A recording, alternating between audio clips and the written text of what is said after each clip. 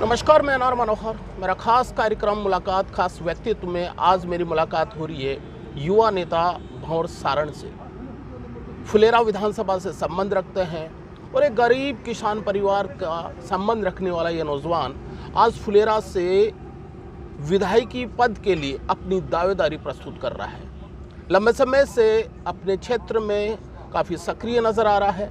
आज सामाजिक, राजनीतिक और वो पृष्ठभूमि के तमाम सवाल रखेंगे और ये जानने की कोशिश करेंगे कि अगर फुलेरा के विधायक बनते हैं तो आपका रोड मैप क्या होगा।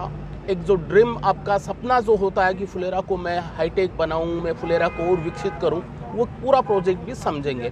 पहले तो भंवर जी, आपका हमारे चैनल में स्वागत। थैंक यू सर, शुक्रिया सर आपका। भंवर लाल सारण, एक नाम आता है तो एक छवि बन जाती है, एक सौम्य, एक सीधा साधा नौजवान, जहाँ कहीं भी मिलता है अपने से छोटे के कंधे पर हाथ रखता है और बुजुर्ग को प्रणाम कर लेता है। ये क्या है? एक राजनीतिक है या कोई ये कहते हैं कि ये संस्कार है?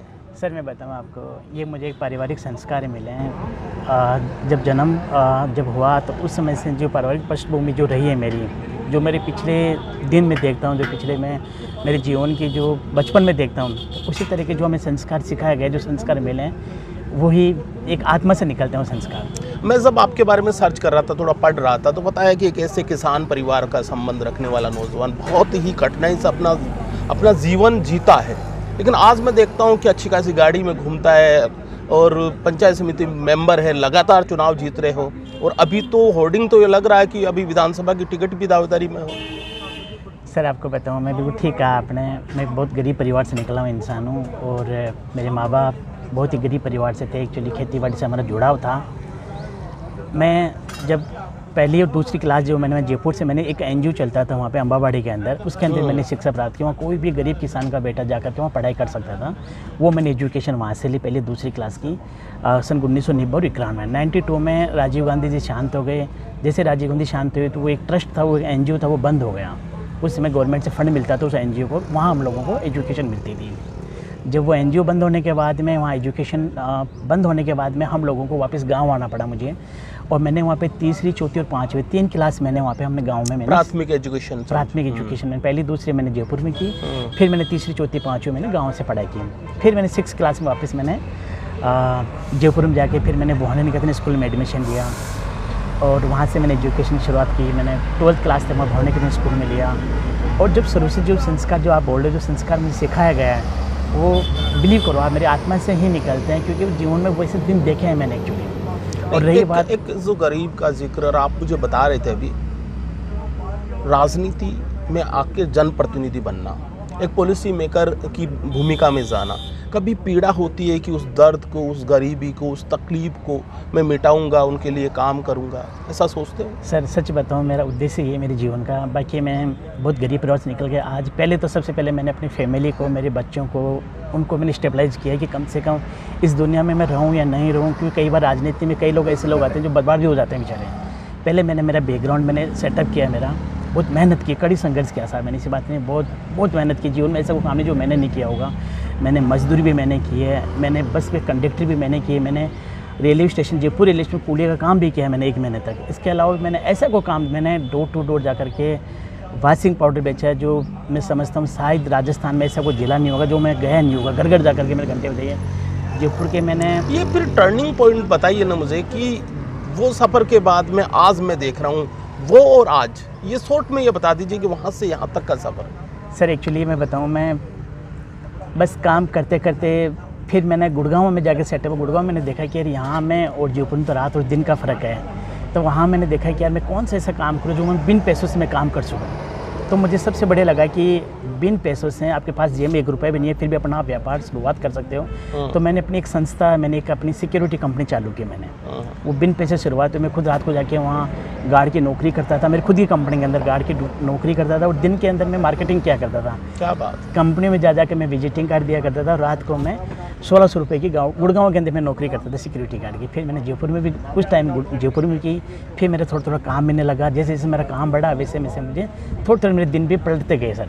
और आज आपके आशीर्वाद से, मेरे फुलेरा विधानसभा जितने भी लोग, उन सब की दुआ और आशीर्वाद से आज करीबन 3500 लोग मेरी कंपनी में काम। कि आप लगातार पंचायत समिति के दोनों चुनाव जीते, और इस बार तो एक कयास था कि प्रधान के भी आप एक प्रबल दावेदारों में से नाम आता था आपका।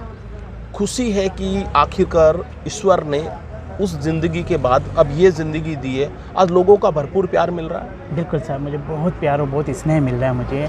और रही बात जो दूसरा जो चुनाव जो मैंने फाइट किया, चुनाव जीता, ये जनता का बहुत बड़ा प्यारा और आशीर्वाद था मेरे ऊपर। उन्होंने मुझे एक विश्वास जताया कि नहीं, ये किसान का बेटा कुछ कर सकता है हम लोगों के लिए। और बाकी साहब, जिस दिन मुझे कलम की ताकत मिल गई ना, मैं आपको विश्वास दिलाता हूँ, फुलेरा की जनता को विश्वास दिलाता हूँ, जिस दिन मुझे कलम की ताकत मिल गई, यहाँ का इतिहास को बदल दूंगा मैं। एक युवा राजनीति को कैसे देखते हो?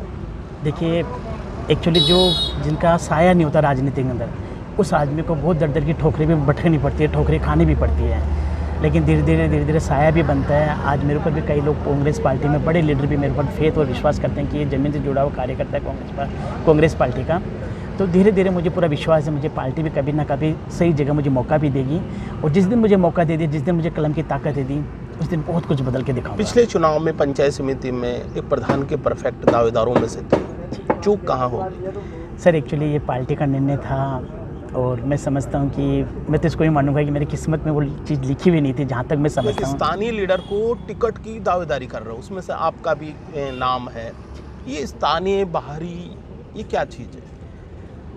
सर, एक्चुअली जो कांग्रेस पार्टी यहाँ से लगातार 20 साल से हार रही है, इस बार मैं समझता हूँ कि पार्टी हमारे यहाँ से चुनाव जरूर जीतेगी, जो मुझे पूरा विश्वास है। हमारे कांग्रेस के कार्यकर्ताओं के ऊपर भी, सभी लोगों को पूरा बड़ा भरोसा है कि पार्टी जरूर चुनाव जीतेगी। और फुल बहुमत से इस बार हम लोग सरकार भी बना रहे हैं और राजस्थान फुलेरा विधानसभा सीट भी जीत के दिखाएंगे। फुलेरा की जीत कैसे रही? कोई रोड मैप पर भी है या नहीं? सर, एक्चुअली फुलेरा की जीत मैं इसलिए दावे के साथ कह सकता हूँ कि इस बार 36 कौम की एक विचारधारा है, 36 कौम की एक सोच है कि इस बार कांग्रेस का विधायक ला के दिखाएं, और जिसको भी कांग्रेस पार्टी यहाँ से टिकट देगी वो कन्फर्म यहाँ का विधायक बन के दिखाएगा आपको। अगर पार्टी किसी बाहरी को टिकट दे देती है, जिसे आप बाहरी बता रहे हो, पार्टी दे देती है, तो भंवर सारण क्या पार्टी के साथ खड़ा रहेगा? नहीं सर, देखिए, मैं सबसे आपको बड़ी बात बता दूं, मैं कांग्रेस पार्टी का बहुत वफादार कार्यकर्ता हूं और मैं पार्टी के साथ रहूँगा, जी, उनकी आखिरी सांस तक पार्टी के साथ। वहाँ फिर ये मुद्दा गौण हो जाएगा, कौन बाहरी कौन स्थानीय, अगर पार्टी ने भरोसा किया तो। मैंने बताया सर, मैं पार्टी का बहुत वफादार सिपाही हूँ। पार्टी जो डिसीजन लेगी उसके साथ में अब तन मन से साथ। अपना बायोडाटा जब पार्टी के साथ रख रहे हो, मिल रहे हो, क्या बता रहे हो कि भंवर सारण अच्छा कुछ बस कर सर, मैं पार्टी के लिए कह रहा हूँ सर, मैंने 2 बार मैंने जनता ने मुझे प्यार और स्नेह दिया। तो सबसे बड़ी बात है, जो मैंने यहाँ पर पिछले 10 साल से एक मेरे पास जो हथियार था, जो आई कैंप लगा के लोगों के आँखों का ऑपरेशन कराना, वो मैंने पिछले 10 साल के अंदर मेरे पिताजी की स्मृति के अंदर मैं हर दूसरे तीसरे मैंने आई कैंप लगाता रहता हूँ। और करीबन 4,500 लोगों के, 4,000 से ऊपर लोगों के ऑपरेशन अब तक हो चुके हैं, जिनका दुआ और आशीर्वाद मेरे साथ हर पल उनका आशीर्वाद देना। मंत्री लालचंद कटारिया से अच्छे संबंध बताए जाते हैं? बिल्कुल, वो हमारे नेता हैं सर, वो जयपुर ग्रामीण के नेता हैं, तो नेचुरल बात है, बड़े लीडर का साया सबके ऊपर होता है साहब। सरकार आ रही है वापस कांग्रेस? बिल्कुल सर, सरकार 101% हमारे इतिहास तो नहीं कहता कि नहीं सर, जो सीएम साहब का जो टारगेट है 156 सीट का, अशोक गहलोत जी हो, चाहे सचिन पायलट साहब हो, चाहे लालचंद कटारिया साहब हो, हमारे प्रदेश अध्यक्ष डोटासरा जी हो, हम लोग सब सामूहिक मिलकर के बड़ी मेहनत कर रहे हैं और हमारी सरकार जरूर रिपीट होगी। लोग कहते हैं कि विद्याधर सिंह से अच्छा संबंध नहीं है आपका। नहीं, देखिए, पार्टी मैं मान सकता हूँ कि थोड़ी बहुत 19-20 सब जगह रहती है सर, लेकिन 19-20 तो मानते हो ना? लेकिन ऐसा नहीं कि वो भी हमारी पार्टी के प्रत्यक्ष से रहे हैं, और ऐसा कुछ भी नहीं है। हम लोग पार्टी जिस दिन भी जिसको भी टिकट देगी, हम लोग उनके साथ रहेंगे, पार्टी को हम लोग जिताएंगे। ऐसा एक और जाते जाते छोटे 2-3 सवाल, विकास को कैसे देखते हो? मैं अगर पंचायत समिति की बात करूं तो आपकी नगर पालिका, आपका प्रधान कांग्रेस ने बनाया है, तो लगता है कि फुलेरा विधानसभा में कांग्रेस इस बार ठीक ठाक है?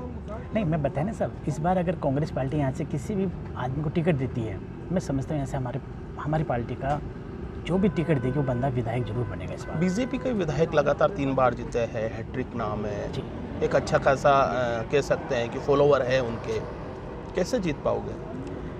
मैं मानता हूँ ये बड़ी चुनौती है कांग्रेस पार्टी के सामने, लेकिन फिर भी मैं कहता हूँ सर, जिस तरह से मैंने लोगों का जो प्यार और स्नेह देखा, मैं गाँव ढहन ढहनी गया हूँ, हर 36 कौम की सबकी धारा विचारधारा रही है कि इस बार हम लोग कांग्रेस पार्टी का विधायक बनाएं। एक अभी कांग्रेस के जो मिर्धा परिवार माना जाता था, कद्दावर कांग्रेसी था, कांग्रेस छोड़ दी है बिजोती मिर्धा ने, कह रही है कि कांग्रेसी लोग हैं मेरा साथ नहीं दे रहे हैं। तो ये पीड़ा एक यूथ लीडर होने के नाते, एक युवा हो, एक समझते हो कि आखिर देखिए सर, वो बहुत बड़े लेवल की बात है आप जो बता रहे हो, वहाँ तक मैं नहीं जाना चाहूँगा, लेकिन मैं व्यक्तिगत लेकिन मैं ये कहना चाहूँगा, ज्योति मिर्धा जी जो उनका ससुराल पक्ष है वो बहुत बड़े राजघराने से हैं, बड़े वो बीजेपी बिलोंग करते हैं। उनका ससुराल ऑलरेडी पहले से बीजेपी, उनकी मदर इन लॉ भी पहले कांग्रेस से सॉरी बीजेपी से केंद्रीय मंत्री रह चुके हैं वो। तो मैं कहूँगा साहब एक्चुअली उनकी कोई ना कोई हो सकता है कि आजकल कई बार बीजेपी के द्वारा आजकल आप जानते हो कि सीबीआई, इनकम टैक्स की हर तरह के हो सकता है, उसमें भी वो कहीं ना कहीं परेशान हो, उस वजह से हो सकता है बीजेपी ज्वाइन की उन्होंने। लेकिन मैं समझता हूँ कि वो बड़ा लेवल का मामला साहब एक्चुअली। बाकी मैं इतना कह सकता हूँ फुलेराम हम लोग जीत रहे हैं साहब इस बार। फुलेराम जीत रहे हो। ये थे भंवर लाल सारण। मैंने भूमिका में पहले ही बता दिया, एक बहुत ही सौम्य स्वभाव के व्यक्ति है, युवा नेता है, किसान, गरीब किसान पृष्ठभूमि के रहे हैं। बात फुलेरा विधानसभा की करें तो इस बार जीत के प्रति काफ़ी आश्वस्त है। हालांकि ये तो जवाब थोड़ा जल्दी होगा कि कौन जीतेगा, लेकिन जो यूथ अपनी फीलिंग और अपना रोड में बता रहा है उससे ये दावा किया जा सकता है कि फुलेरा में इस बार कांग्रेस और बीजेपी के बीच में फाइट तो मजबूत होगी।